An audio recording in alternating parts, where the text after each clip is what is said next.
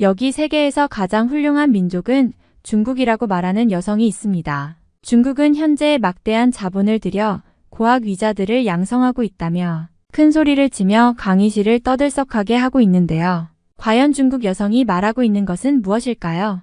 안녕하세요. 저는 미국에서 대학교를 다니고 있는 크리스티나입니다. 정치학을 공부하고 있고 꽤나 만족스러운 학교 생활을 하고 있죠. 사실 저는 정치학을 전공하게 된 데에는 꽤나 개인적인 이유가 있었습니다. 어릴 적부터 국제뉴스와 외교 문제에 깊은 관심이 있었고 부모님도 항상 사회와 세계에 대해 이야기를 많이 나누셨죠. 특히 아버지의 직업은 저에게 큰 영향을 미쳤습니다. 그는 외교 분야에서 일하며 여러 나라의 정치적 관계와 외교적 갈등에 대해 이야기하는 것을 즐기셨거든요. 그래서 저는 자연스럽게 국제관계에 대한 관심이 생겼고 그 결과 정치학을 전공하기로 결심하게 되었습니다. 대학교에 들어와서 저는 처음에는 많은 어려움을 겪었어요. 이곳은 제 생각보다 더 큰 도전이었고 다양한 배경을 가진 사람들과 소통하는 것도 쉽지 않았습니다. 하지만 점차 그 어려움도 극복할 수 있었습니다. 특히 대학에서 중요한 경험 중 하나는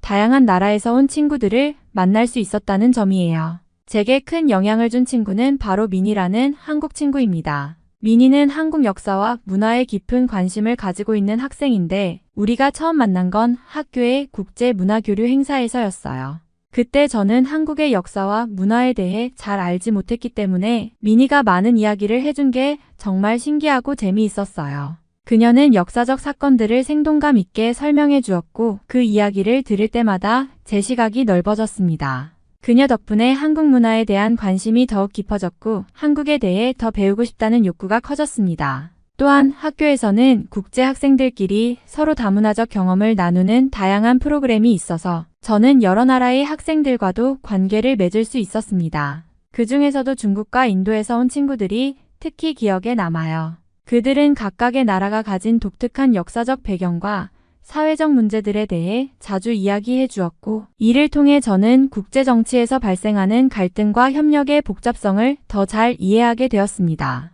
이제 저는 대학에서 정치학을 전공하며 글로벌 이슈에 대한 이해를 넓히고 있지만 무엇보다도 친구들과의 교류를 통해 다양한 문화와 시각을 배울 수 있었다는 점이 제게 큰 선물이었습니다. 그 과정에서 느낀 점은 각국의 정치적 문제를 단지 표면적인 현상만 보고 판단하는 것이 아니라 그 속에 깔려있는 역사적, 문화적 배경을 깊이 이해하는 것이 얼마나 중요한지 깨닫게 된 거죠.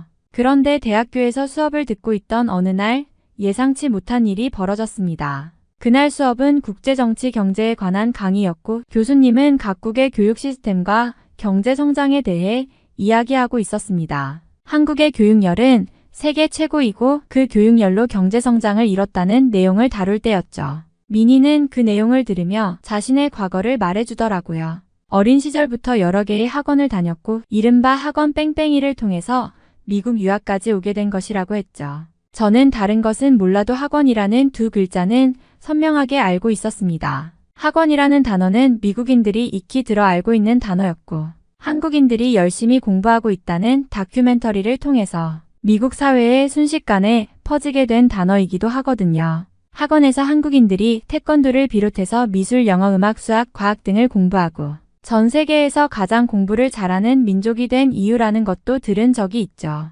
그리고 민이는 지긋지긋하지만 그 도움을 받았다고 말하기도 했어요. 미국에서는 없는 문화라서 무언가 신기해하고 있었고 한국이라는 나라에 대해 더 궁금해지는 상황이었죠. 그렇게 수업 분위기가 비교적 차분하게 진행되고 있던 중 갑자기 한 중국인 여학생이 손을 들고 발언을 시작했습니다. 그녀는 강의 내용에 대해 의견을 제시하려는 듯 눈에 띄게 열정적인 목소리로 말했습니다. 중국은 이제 세계에서 가장 훌륭한 민족입니다. 우리는 세계 경제와 기술 분야에서 빠르게 선도하고 있습니다. 특히 매년 수많은 고학위자들이 배출되고 있어요.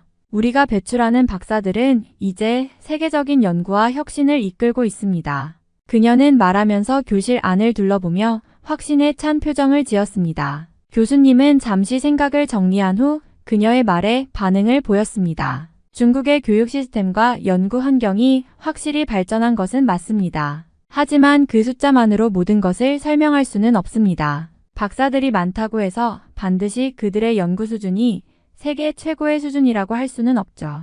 그녀는 순간 당황한 듯 했지만 곧 다시 말문을 열었습니다. 하지만 교수님, 중국에서 매년 배출되는 박사 숫자는 이미 60만 명을 넘었고 그들은 각 분야에서 중요한 기여를 하고 있습니다. 우리는 더 이상 경쟁자가 없어요. 교실 안은 잠시 침묵에 휩싸였고 학생들은 서로 얼굴을 보며 그 숫자에 놀라워했지만 교수님은 차분하게 말을 이어갔습니다. 그렇지만 그들의 수준은 아직 미국이나 유럽에서 배출되는 박사들과 비교했을 때 차이가 있습니다. 물론 숫자적으로는 많이 배출되고 있지만 그들의 연구 성과가 항상 세계적으로 인정받는 수준인지는 의문이 드는 부분도 있습니다. 교실의 분위기는 점점 더 긴장감이 돌았고 중국인 여학생은 점점 목소리가 커졌습니다. 저는 그렇게 생각하지 않습니다. 중국은 모든 분야에서 세계를 선도하고 있습니다. 우리는 빠르게 성장하고 있어요. 교수님은 침착하게 이어갔습니다. 중국의 경제 성장과 발전은 부인할 수 없는 사실입니다. 하지만 그 발전이 단순히 숫자나 속도에 의한 것이 아니라 질적인 변화와 깊이를 동반해야 한다는 점을 잊지 말아야 합니다. 저는 그 장면을 보며 황당함을 느꼈습니다. 사실 그 여성 학생의 열정적인 발언은 단순히 나라에 대한 자랑이 아니라 그녀 자신이 그 주장에 완전히 몰입해 있다는 인상을 주었죠. 그녀의 발언이 지나치게 감정적이고 과도한 자부심에 의해 주도되고 있는 것 같다는 생각이 들었습니다. 교수님의 차분한 반박에도 불구하고 그녀는 끝까지 자신의 주장을 고집하며 교실 안은 점점 더 혼란스러워졌습니다. 교수님의 차분한 반박에도 불구하고 중국인 학생은 물러서지 않았습니다. 그녀는 여전히 자부심 가득한 목소리로 말했습니다. 교수님, 저는 중국의 발전을 단지 숫자나 속도로만 평가하고 있다고 생각하지 않습니다. 그 속도와 규모야말로 중요한 발전의 지표입니다. 그리고 사실 한국이 우리의 교육 시스템을 따라하고 있다는 사실을 아시나요? 한국은 우리를 모델로 삼고 교육열까지도 중국을 따라하고 있습니다. 그들이 그렇게 열심히 배우는 이유는 바로 중국의 성공적인 발전 덕분이죠. 교실은 다시 긴장감에 휩싸였고 학생들은 서로 얼굴을 보며 중국인 학생의 발언을 듣고 있었습니다. 저는 그 발언에 조금 놀랐습니다. 그녀가 말하는 교육열이라는 부분에서 한국을 언급한 것에 대해 그 말이 조금 과도하게 들렸기 때문입니다. 물론 한국이 교육에 대한 높은 열정을 가지고 있다는 건 사실이지만 그걸 중국의 모델로 이야기하는 건 너무 한쪽으로 치우친 시각이 아닌가 싶었죠. 교수님은 잠시 숨을 고른 후 다시 침착하게 답했습니다. 그렇지만 한국이 중국을 모델로 삼았다고 해서 그것이 한국 교육의 모든 것을 설명하는 것은 아닙니다. 한국의 교육 시스템은 자체적인 역사적, 문화적 배경을 가지고 있으며 그들만의 방식으로 발전해왔습니다. 중국이 한국 교육에 영향을 준 부분이 있을 수 있지만 그것만으로 한국의 교육열을 단순히 중국의 복제라고 보는 것은 매우 단편적인 시각입니다. 중국인 학생은 여전히 반박을 이어갔습니다. 그렇게 말할 수는 있겠지만 한국의 많은 부분이 중국을 따라가고 있다는 건 부인할 수 없어요. 경제, 문화, 교육 모든 분야에서 중국의 영향을 받고 있고 그게 바로 우리가 성장하는 비결입니다. 저는 그 말에 다시 한번 황당함을 느꼈습니다. 그녀의 주장이 마치 중국이 모든 면에서 세계를 이끌고 있다는 인상을 주는 것 같았고 그 열정과 자부심이 과도하게 느껴졌습니다. 물론 중국이 세계 경제에서 중요한 역할을 하고 있다는 건 인정하지만 그 영향력을 절대적인 것으로 보는 것은 무리가 아닐까 싶었습니다. 그녀의 발언에 대한 교수님의 대답은 그날 수업의 중요한 전환점을 만들어 주었습니다. 중국이 많은 분야에서 중요한 성과를 이루어냈고 그 발전을 다른 나라들이 배우고자 하는 것은 이해할 수 있습니다. 하지만 모든 나라가 그 발전을 따라갈 수 있는 것은 아닙니다. 각 나라의 역사적, 사회적 배경은 다르기 때문에 단순히 다른 나라를 모방하는 것만으로는 발전을 이룰 수 없습니다. 결국 중요한 것은 그 나라가 자신의 강점과 특성을 잘 살려 나가는 것이라 할 수 있습니다. 중국인 학생은 다시 한번 자신감을 가지고 말을 이어갔습니다. 이번에는 경제 지표와 다른 수치를 꺼내며 주장을 강화했습니다. 교수님, 저는 단지 숫자에 의존하고 있는 것이 아닙니다. 현실을 보면 중국은 경제 성장에서 놀라운 성과를 이루었고 그 속도는 다른 어떤 나라와 비교할 수 없습니다. 예를 들어 중국의 GDP 성장률은 지난 20년간 연평균 9%를 넘었고 그에 비해 한국은 23%대에 머물고 있습니다. 이런 경제적 격차가 교육과 연구에서도 나타나고 있습니다. 그녀는 화면에 차트를 띄우며 계속해서 설명했습니다. 중국은 매년 약 60만 명의 박사를 배출하고 있는데 이는 한국이 매년 배출하는 박사의 수보다 10배 이상 많습니다. 또한 중국은 세계 최대의 연구개발 투자국으로 2023년 기준으로 R&D 투자액이 약 4,500억 달러에 달합니다. 이는 미국과 유럽연합을 합친 것보다 많은 수치입니다.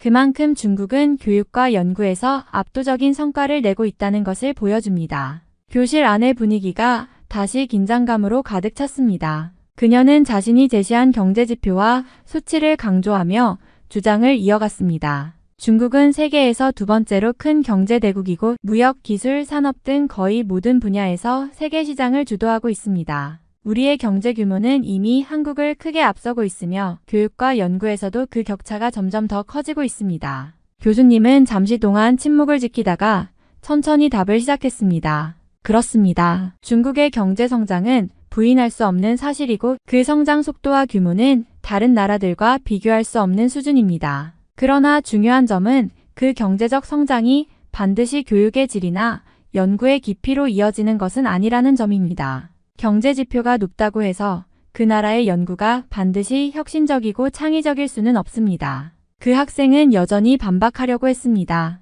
하지만 교수님, 중국의 경제 성장에 따라 교육 시스템도 혁신을 거듭하고 있고 그 속도는 한국을 훨씬 능가합니다. 경제 성장이 교육의 질 향상으로 이어지는 것은 당연한 일입니다. 교수님은 조용히 이어갔습니다. 중국의 경제 지표는 대단히 인상적입니다. 하지만 그 숫자 뒤에 숨겨진 사회적, 문화적 요소들 역시 중요합니다. 교육이나 연구의 질은 단순히 자원이나 자본의 양에 의존하는 것이 아니라 그 나라의 교육 철학, 연구 문화, 창의성에 달려 있습니다. 중국이 연구와 교육에 투자하는 자원이 많다는 것은 사실이지만 그 자원이 어떻게 활용되고 어떤 결과를 낳는지 역시 중요합니다. 중국인 학생은 계속해서 자신감을 보이며 말을 이어갔습니다. 그리고 교수님, 경제뿐만 아니라 군사력에서도 중국은 명백하게 앞서가고 있습니다. 중국은 세계에서 두 번째로 큰 군사 예산을 보유하고 있고 매년 수백억 달러를 국방에 투입하고 있습니다. 최근 몇 년간 중국은 군사 현대화에 크게 투자했고 그 결과로 고속 전투기, 첨단 잠수함, 항모, 그리고 사이버 전쟁 능력까지 대폭 강화되었습니다. 한국의 군사력은 물론 강력하지만 중국과 비교할 수는 없습니다. 그녀는 다시 한번 자료를 꺼내며 화면에 중국의 군사 예산을 표시했습니다. 2023년 기준으로 중국의 군사 예산은 약 2,900억 달러에 달하며 한국은 그보다 적은 약 500억 달러 수준입니다. 또한 중국은 최근 몇 년간 군사 연구 개발에 수천억 달러를 투자하여 세계 최첨단의 무기 체계를 갖추었습니다. 한국이 어떤 군사력을 보유하고 있는지 이해하지만 이런 격차는 단순히 숫자만으로는 설명될 수 없는 차이입니다. 교실 안은 다시 한번 긴장감이 돌았습니다. 그 학생은 자신이 준비한 자료와 수치를 보여주며 한국과 중국의 군사력 격차를 강조했습니다. 중국은 세계에서 가장 많은 군사 인력을 보유하고 있으며 이 인력을 바탕으로 빠르게 확장하고 있습니다.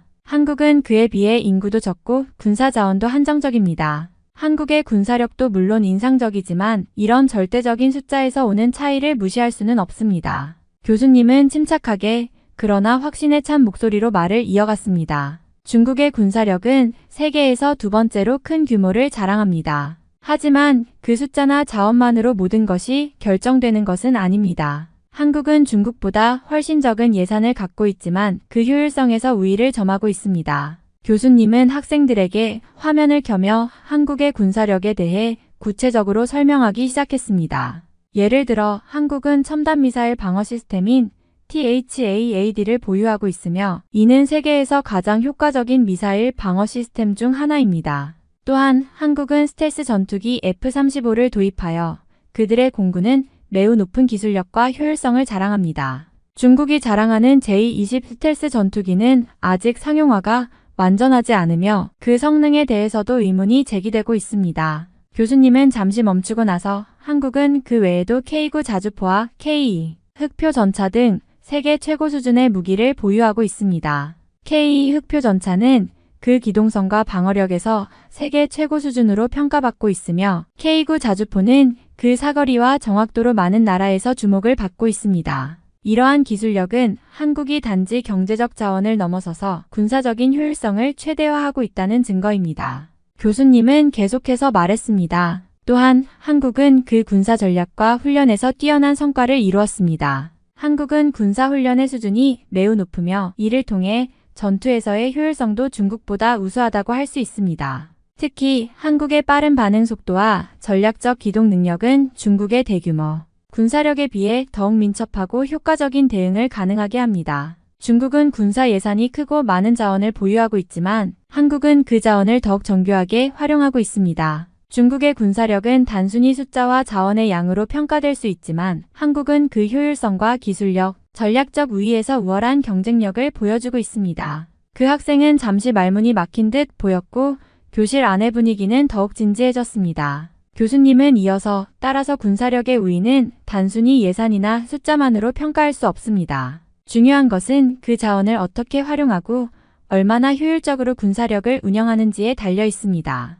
한국은 그 점에서 중국보다 더 나은 성과를 내고 있습니다. 학생은 결국 말을 잇지 못했고 교수님의 말씀이 점차 학생들 사이에 공감을 얻어갔습니다. 그날 수업을 마친 후 저는 군사력의 진정한 강점은 단순히 자원이나 수치로 측정할 수 없다는 중요한 사실을 깨달았습니다. 중국과 한국의 군사력은 각기 다른 전략과 접근 방식에서 차이를 보이며 그 어떤 것도 한 나라를 절대적으로 우위에 놓을 수는 없다는 것을 알게 되었습니다. 교수님의 차분한 설명이 계속되자 중국인 학생은 점점 더 불편한 표정을 지으며 자리를 떠나기 시작했습니다. 그녀는 자신이 준비한 자료와 주장을 계속해서 내세우려고 했지만 교수님의 논리적인 반박과 한국 군사력의 우수성에 대한 구체적인 설명에 점점 말문이 막히는 듯 보였습니다. 그러나 그녀는 여전히 입을 굳게 다문 채 자신이 무언가를 주장하려는 듯 보였습니다. 그러던 중 그녀는 갑자기 자리를 털고 일어나더니 그 자리에 앉아있던 사람들로부터 시선을 피하며 고개를 숙였습니다. 그리고는 아무 말 없이 알 수 없는 중국어를 중얼거리며 교실을 빠져나갔습니다. 그때 그녀가 문을 세게 닫는 소리가 교실 안을 가득 채웠습니다. 쾅! 문이 닫히는 소리는 불안하고 흥분된 감정이 담겨있는 것처럼 들렸습니다. 모든 학생들이 잠시 말을 멈추고 그녀가 나가는 장면을 바라보았습니다. 교수님은 아무 말 없이 그 상황을 지켜보셨고 교실 안은 그 한순간 동안 정적이었습니다. 몇 초간의 침묵 후 교수님은 미소를 지으시며 다시 말을 이어갔습니다. 감정이 앞서면 논리적인 토론은 어려워집니다. 우리가 나누는 대화는 서로의 입장을 이해하는 과정이어야 하죠. 지금 중요한 것은 숫자나 자랑이 아니라 깊이 있는 이해입니다. 저는 그 장면을 지켜보며 그 학생이 지나치게 자부심에 차 있음을 느꼈습니다. 사실 그녀의 반응은 그녀가 단지 감정적으로 반응했을 뿐 논리적인 근거가 부족했던 부분을 스스로 인정하지 않으려 했던 것 같았습니다. 문을 세게 닫고 나가버린 그녀의 모습은 결국 자신도 그 논의에서 벗어날 수밖에 없다는 것을 의미하는 것 같았습니다. 이 상황을 지켜보면서 저는 여러 가지 감정이 교차했습니다. 그날 이후 저는 세계 각국의 문화와 정치, 그리고 경제에 대한 제 시각을 다시 한번 되돌아보게 되었습니다. 단지 숫자나 성장 속도만으로 판단할 수 없는 복잡한 현실이 있다는 사실을 깨달으며 저 역시 더 넓은 시각을 갖추기 위해 노력해야겠다는 다짐을 했습니다. 수업이 끝나고 저는 미니와 함께 교실을 나섰습니다. 미니는 여전히 차분한 표정을 짓고 있었지만 방금 전 중국인 학생의 행동에 대해 조금은 놀란 것 같았습니다. 우리가 학교 근처 카페에 앉아 저는 미니에게 교수님의 말씀에 대해 이야기하며 물어보았습니다. 미니, 오늘 교수님이 말씀하신 한국 군사력에 대한 이야기 정말 맞는 걸까? 교수님이 중국의 군사력보다 한국이 더 효율적이고 우위에 있다고 하셨는데 그게 사실일까? 한국의 군사력에 대해 좀 더 알고 싶어. 미니는 잠시 생각하더니 미소를 지으며 대답했습니다. 그렇다고 할 수 있어. 한국은 작은 나라지만 군사력의 효율성을 진짜 중요하게 여겨. 그리고 한국은 과학기술, 특히 방위산업에서 세계적인 수준에 있어. 그만큼 군사기술에 많은 투자가 이루어지고 그 결과 한국군은 현대전에서 정말 뛰어난 대응 능력을 갖고 있어. 예를 들어 K2전차나 K9 자주포 같은 무기들은 성능이 엄청나게 좋아. 그렇구나. 저는 고개를 끄덕이며 말했습니다. 그럼 한국은 중국보다 더 효율적인 군사력을 가지고 있다는 말이 맞는 거네. 그런데 교수님이 말한 것처럼 한국은 경제력도 강한 편이고 군사적으로도 뛰어난 능력을 가지고 있잖아. 그런데 정치적인 상황은 어떤 거야? 요즘 한국의 정치 분위기는 어때? 민희는 잠시 고민하다가 말을 이었습니다. 한국의 정치 상황은 사실 좀 복잡해. 우리나라의 정치 시스템은 민주주의 체제지만 여전히 여러 가지 갈등이 많아. 예를 들어 남북 문제나 경제 불평등 문제 같은 것들이 정치적으로 논란이 많아. 그리고 최근 몇 년 동안은 정치적 분열이 더 심해졌다고 볼 수 있어. 좌파랑 우파의 갈등이 진짜 심하고 어떤 정책을 추진하느냐에 따라 큰 의견 차이가 나기도 해. 하지만 그래도 여러 정당들이 서로 협력하면서 문제를 해결하려고 노력하고 있어. 그럼 한국의 정치가 그렇게 복잡하고 갈등이 많다니 외부에서 보기엔 좀 어려운 점이 있을 것 같아. 저는 고개를 끄덕이며 말했습니다. 그럼에도 불구하고 한국의 경제와 군사력은 확실히 눈에 띄는 부분이 많지. 그런데 민희, 중국에 대한 의견은 어떻게 생각해? 중국은 그 많은 자원과 인구, 경제력을 갖추고 있는데 그럼에도 불구하고 여러 면에서 여전히 경쟁이 필요하다고 느껴. 민희는 잠시 생각에 잠겼다가 조심스럽게 대답했습니다. 중국은 분명히 강력한 국가야. 경제 성장도 엄청나고 군사력도 빠르게 발전하고 있지. 하지만 그만큼 내부적인 문제도 많아. 정치적인 자유가 부족하고 인권 문제나 환경 문제도 심각해. 그리고 중국이 세계적인 경쟁력을 갖추려면 그 경제 성장을 질적으로 향상시켜야 한다고 생각해. 숫자나 자원만으로는 한계가 있을 테니까. 그렇겠네. 저는 민희의 말을 곱씹으며 다시 한번 생각해 보았습니다. 정말 한 나라의 성장과 발전은 단순히 경제 지표나 군사력만으로 평가할 수는 없는 것 같아. 내면적인 성장과 변화가 중요하다는 교수님의 말씀이 맞는 것 같아. 민희는 고개를 끄덕이며 미소를 지었습니다. 맞아. 그리고 한국은 그런 내면적인 성장을 위해 꾸준히 노력해왔지. 어려운 시기를 겪었지만 그만큼 발전할 수 있었던 거야. 우리는 서로의 생각을 나누며 한국과 중국에 대한 더 깊은 이해를 쌓아갔습니다. 민희와의 대화는 나에게 많은 생각을 안겨주었고 나라와 사람을 바라보는 시각이 조금 더 넓어지는 느낌을 받았습니다. 한국의 정치 상황에 대해 더 알고 싶어졌습니다. 민희와의 대화가 끝난 후 저는 한국의 정치적 갈등과 그 복잡한 상황에 대해 더 깊이 이해하고자 도서관에 가서 관련 논문과 자료들을 찾아보았습니다. 처음에는 기본적인 한국 정치 체제에 관한 책들을 꺼냈습니다. 한국은 대통령제를 채택하고 있지만 그 정치 시스템은 단순히 대통령 한 명의 권력이 아닌 다수의 정당과 시민들의 참여가 중요한 민주주의 체제입니다. 특히 대통령 선거와 국회의원 선거가 번갈아 가며 이루어지기 때문에 정치적인 파장도 크고 그만큼 정당 간의 갈등도 자주 발생합니다. 한국의 정치 시스템을 더 잘 이해하기 위해서 저는 계속해서 관련 자료들을 찾아보았습니다. 그중 하나는 한국 정치의 발전과 민주주의의 성장에 관한 논문이었습니다. 논문을 읽으면서 한국 정치가 아시아 국가들 중에서도 비교적 안정적이고 잘 돌아가는 편에 속한다는 내용이 인상 깊었습니다. 이 논문에서는 한국의 민주주의가 수십 년에 걸친 격렬한 투쟁과 발전을 거쳐 현재에 이르렀다는 점을 강조하고 있었습니다. 특히 1980년대 후반의 민주화 운동과 그로 인한 정치체제의 변화는 한국 정치의 중요한 전환점을 이루었고 그 이후로는 자유로운 선거와 권력 이양이 정착되었다고 설명하고 있었습니다. 또한 한국은 다당제 시스템을 채택하고 있어 다양한 정치적 의견이 공존하며 이는 비교적 균형 잡힌 정치적 의사 결정을 가능하게 만든다고 했습니다. 그렇다면 한국의 정치가 왜 다른 나라들보다 잘 돌아가는 편인지에 대해서도 다루고 있었습니다. 중요한 요인으로는 시민들의 높은 정치적 참여와 관심을 꼽고 있었습니다. 한국에서는 선거뿐만 아니라 다양한 정치적 이슈에 대해 시민들이 적극적으로 의견을 제시하고 토론하는 문화가 자리 잡고 있으며 이는 정치적 책임감을 강화하는 데 중요한 역할을 한다고 언급되었습니다. 또한 정치적 투명성과 법치주의가 지속적으로 강화되었으며 공정한 선거가 보장되고 있다는 점도 긍정적인 평가를 받았습니다. 이 논문을 통해 한국 정치가 아시아에서 상대적으로 잘 돌아가고 있다는 주장에 대해 좀 더 확신을 가지게 되었습니다. 물론 여전히 여러 사회적 갈등과 정치적 대립이 존재하지만 그럼에도 불구하고 한국은 민주주의를 발전시키기 위한 끊임없는 노력을 기울이고 있으며 이는 한국의 정치적 안정성에 기여하고 있다는 점에서 긍정적인 평가를 받을 수 있다는 생각이 들었습니다. 민희는 한국의 정치에 대해 잘 몰랐다고 하면서 얼굴을 붉혔습니다.